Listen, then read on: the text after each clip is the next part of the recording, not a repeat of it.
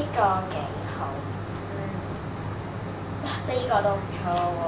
節目開始啦，你仲喺度睇食譜？你唔會啦，我喺度睇緊你媽媽俾我嘅食譜，等我可以煮多啲美食俾屋企人品嚐㗎嘛。哦，原來係咁。等我介紹一位份量十足嘅人俾你認識啊！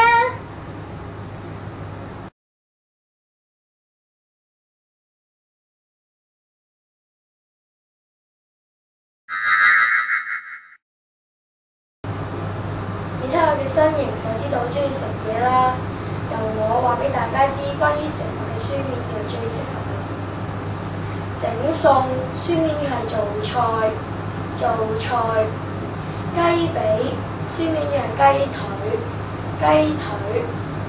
雞翼書面語係雞翅膀，打邊爐書面語係火鍋，油炸鬼書面語係油條，南乳書面語係醬豆腐，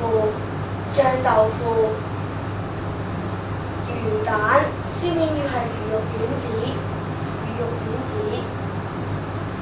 滾水書面語係開水，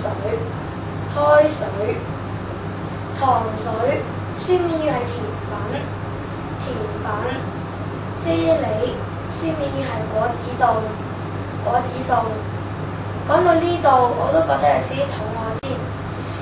而家我就交翻俾兩位主持人，而我就食啲嘢。你知唔知啊？喺口語裏邊用對作為量詞嘅有手、鞋、襪、筷子等等，而喺書面語就要寫成雙，例如一雙手、一雙鞋子、一雙襪子同埋一雙筷子等等。我仲知道喺口語裏面，凡係動物嘅都可以用隻嚟做量詞，但係喺書面語裏面，隻一般只係用喺較細嘅動物，例如貓同老鼠等。至於一啲較大嘅動物，佢有專門嘅量詞㗎，例如牛同象就會用頭，馬就會用匹，豬就會用口。相信大家都明白晒啦嗬！今日嘅節目時間差唔多啦，下次再見啦！